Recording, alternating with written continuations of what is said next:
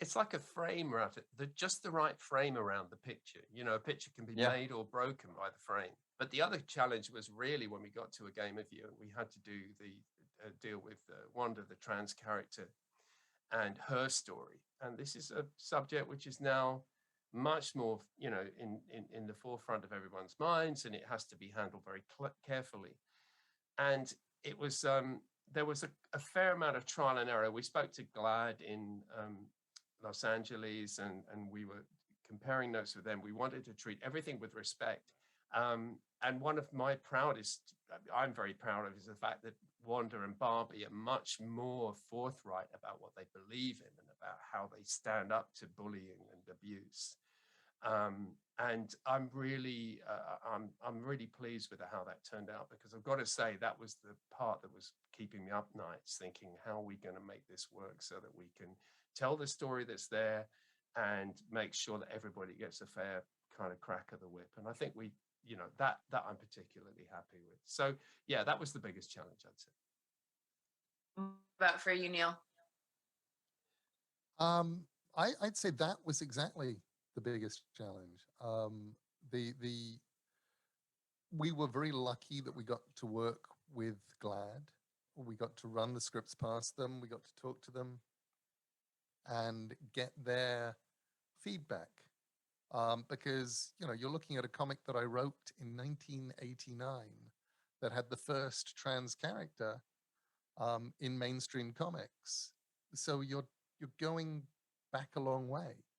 And we're going, okay, we still want this to be that comic and that story. And that was a lot of work with me and Dirk, and going backwards and forwards on things. And we had long conversations, and, you know, Dirk would suggest something and I'd scribble on it and send it back. And he'd scribble on it and send it back to me. And then, you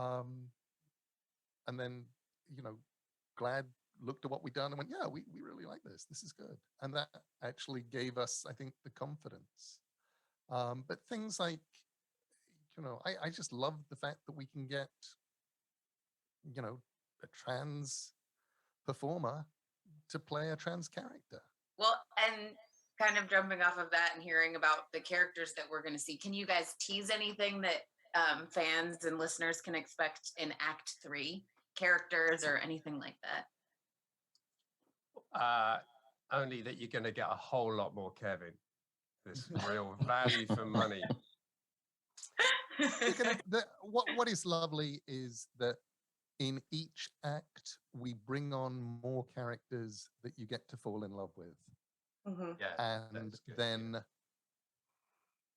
what happens in Act 3 is a whole lot more. So if you start falling in love with Roger Jean's Orpheus in Act 2, believe me, Act 3 will change everything up for you. I just want to say a massive thank you for all of you guys hanging out. I know everybody who's watching this who can't be at New York Comic Con or at New York Comic Con and listening have enjoyed this conversation nearly as much as I have. Thank you guys all again, James and Dirk and Neil and Kevin. Cannot wait to be listening to Act 2, which is available today, right now, exclusively on Audible. I'm Tiffany Smith, and hopefully I will see you all again soon. Thank you guys so much. Thank you for listening. Bye. Thank you.